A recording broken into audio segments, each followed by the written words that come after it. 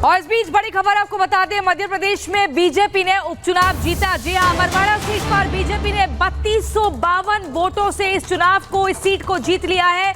आपको बता दें, कमलनाथ की गढ़, कमलनाथ के केंद्र छिंदवाड़ा में ये सेंध लगाई है बीजेपी ने। बड़ी खबर आपको बता रहे हैं, आज पूरे देश भर की अगर बात करें तो 7 राज्यों में 13 विधानसभा सीटों के उपचुनाव पर नतीजे आने थे और लगातार सुबह से ही गिनती उन चुनावों की चल रही थी। आपको बता दें, इसी बीच मध्य प्रदेश के अमरवाड़ा की अगर बात करें तो इस सीट पर बीजेपी ने जीत दर्ज कर ली है। 3252 वोटों से बीजेपी प्रत्याशी ने जीत दर्ज की है। बड़ी खबर मध्य प्रदेश से, जहां पर एक ही सीट पर उपचुनाव हो रहा था। देश भर में 7 राज्यों में 13 सीटों पर विधानसभा उपचुनाव की जो है गिनती लगातार चल रही थी और धीरे धीरे करके तस्वीर साफ हो रही है, चाहे फिर वो हिमाचल प्रदेश की बात करें, पश्चिम बंगाल की बात करें, लेकिन ये नतीजे मध्य प्रदेश। मुझे इस बात की प्रसन्नता है कि उपचुनाव में छिंदवाड़ा भी हम पिछली बार लोकसभा जीते थे और छिंदवाड़ा के अंदर अमरवाड़ा विधानसभा भी हम उपचुनाव में जीते हैं। ये विश्वास भाजपा का जनता के बीच का रिश्ता बताता है और खास करके जनता जो सरकार पे भरोसा कर रही है, संगठन के साथ भाजपा की आइडियोलॉजी पर भरोसा कर रही है, ये निश्चित रूप से हम यशस्वी प्रधानमंत्री के नेतृत्व में और मजबूत करने की दिशा में आगे बढ़ेंगे। मैं अपनी ओर से अमरवाड़ा की इस जीत पर मध्य प्रदेश की जनता को बधाई देना चाहता हूँ, अमरवाड़ा की जनता को बधाई देना चाहूँगा। आज मैं मुंबई में हूँ, लेकिन मेरा मन लगा हुआ है कि मैं ऐसा लग रहा है कि अमरवाड़ा की जीत में हमारे कार्यकर्ताओं के साथ, वहाँ की जनता के साथ उस जश्न में शामिल हूँ। मेरी अपनी ओर से एक अच्छी जीत की बहुत बधाई। भाई बात करते हैं उत्तराखंड की, जहां पर उत्तराखंड के नतीजे सामने आए हैं। मंगलोर सीट, पहले जो सीट है वो बीएसपी के पास थी और बीएसपी कांग्रेस के पास ये सीट रही। तो वहीं अब बड़ी अपडेट आपको बताएं, उपचुनाव में उत्तराखंड में मंगलोर और बद्रीनाथ सीट, यहां पर बीजेपी हार गई है। तो दोनों सीटों पर उत्तराखंड में हार का सामना यहां पर बीजेपी को करना पड़ा है। मंगलौर और बद्रीनाथ सीट यहां पर बीजेपी हार गई है। तो उपचुनाव के नतीजे उत्तराखंड के हम आपको बता रहे हैं। 2 सीटों पर उपचुनाव यहां पर हुआ जिसमें बीजेपी को हार का सामना करना पड़ा है। दोनों सीटें बीजेपी ने यहां गंवा दी हैं। उत्तराखंड के नतीजों की बात कर रहे हैं। मंगलौर सीट में जहां पहले बीएसपी के पास थी और अब कांग्रेस ने इस सीट को यहां जीत लिया है। मंगलौर सीट पर बीजेपी वापसी नहीं कर पाई है, यानी 2 सीटें यहां पर गंवाई है। तो उत्तराखंड के उपचुनाव में नतीजे बता रहे हैं आपको, जहां पर पहले बीएसपी ने मंगलौर सीट पर जो कामयाबी हासिल की थी, लेकिन इस बार कांग्रेस यहां पर जीतने में कामयाब रही।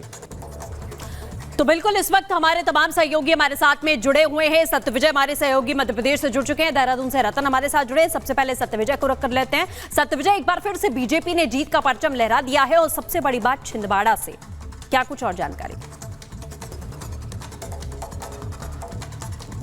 बिल्कुल, देखिए छिंदवाड़ा जिले की अमरवाड़ा सीट पर उपचुनाव था और इसमें बीजेपी ने जीत दर्ज की है। हालांकि जो मुकाबला था वो कांटे का था, क्योंकि कांग्रेस कैंडिडेट धीरन शाह जो है उन्होंने भी लगातार फाइट दी। 17वें राउंड तक धीरन शाह आगे थे, लेकिन लास्ट के 3 जो राउंड हैं इसमें काउंटिंग के बाद जो है कमलेश शाह ने जीत दर्ज की है। 3200 से ज्यादा वोट से जीत दर्ज की है। बीजेपी के बड़े नेता डिप्टी सीएम जो है मध्य प्रदेश के और मध्य प्रदेश के मुख्यमंत्री हैं, मुख्यमंत्री ने साफ तौर पर कहा कि कांग्रेस पर अब जनता को भरोसा नहीं है और इसीलिए कमलनाथ के गढ़ छिंदवाड़ा में अमरवाड़ा जो सीट है इस पर बीजेपी कैंडिडेट जीते हैं। हालांकि कमलेश शाह के प्रोफाइल पर अगर बात करें तो कमलेश शाह जो है वो पहले कांग्रेस में ही थे। लोकसभा चुनाव के दौरान उन्होंने पार्टी बदली और पार्टी बदलकर वो बीजेपी में आए, जिसके चलते यहाँ पर उपचुनाव हुआ और उपचुनाव में कमलनाथ के गढ़ में कह सकते हैं कि बीजेपी ने पूरी तरह से, अब ये गढ़ जो है कमलनाथ का नहीं रहा, क्योंकि लोकसभा चुनाव में नकुलनाथ जो थे कमलनाथ के बेटे वो भी चुनाव हारे और अब ये जो अमरवाड़ा सीट थी इस पर भी कमलनाथ खुद भी प्रचार करने पहुंचे थे,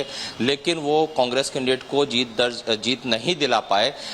2 डिप्टी सीएम जो है राजेंद्र शुक्ल, एक बार उत्तराखंड की तरफ भी रुख कर लेते हैं। रतन नेगी हमारे साथ जुड़े हुए हमारे संवाददाता। लेकिन रतन, उत्तराखंड से बहुत अच्छी खबर बीजेपी के लिए नहीं है। ये जानकारी मिल रही है कि दोनों ही सीटों के उपचुनाव के नतीजे बीजेपी के पक्ष में नहीं आए अभी, लेकिन गिनती चल रही है या इसे फाइनल समझे?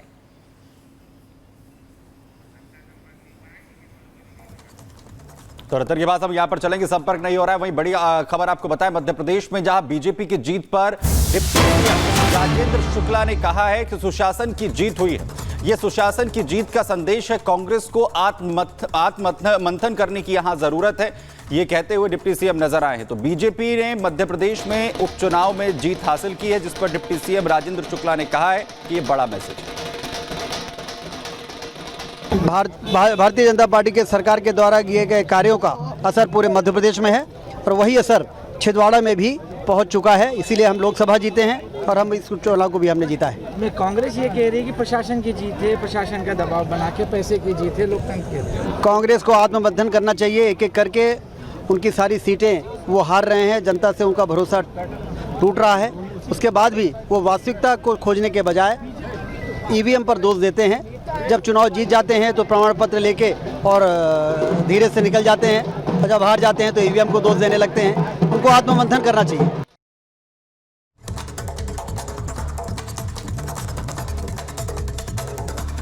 तो केंद्र शासित प्रदेश यानी कि जम्मू कश्मीर की प्रशासनिक मशीनरी में केंद्र ने बड़ा बदलाव कर दिया है। केंद्र ने राज्य के उपराज्यपाल को और भी ज्यादा शक्तिशाली बना दिया है।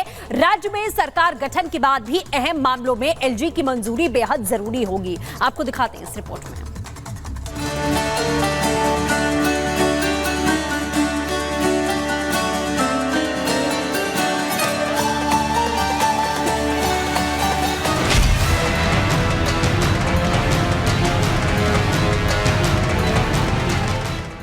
दिल्ली की तरह अब जम्मू कश्मीर की सरकार में भी उपराज्यपाल बेहद शक्तिशाली हो गए हैं।